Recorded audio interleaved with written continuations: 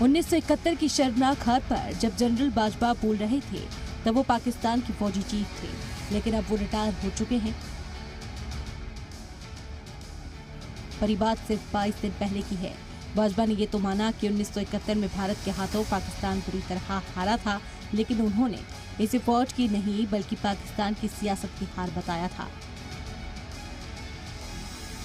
मैं आज आपके सामने एक ऐसे मौजू पर भी बात करना चाहता हूं जिस पे अमूमन लोग बात करने से गुरेज करते हैं, और ये बात 1971 में हमारी फौज की साबका मशरकी पाकिस्तान में कारकर्दगी से मुतालिक है।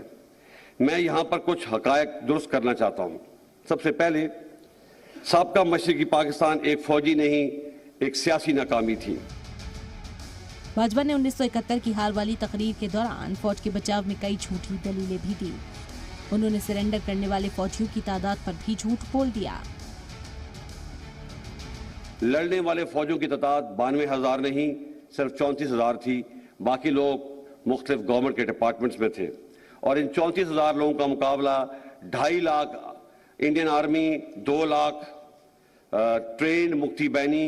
अगेंस्ट दीज हैवी ऑड्स हमारी फौज बहुत बहादुरी से लड़ी और बेमिसाल कुर्बानियां पेश की, जिसका इतराफ खुद Indian army chief field marshal Manek Shaw ने भी किया है।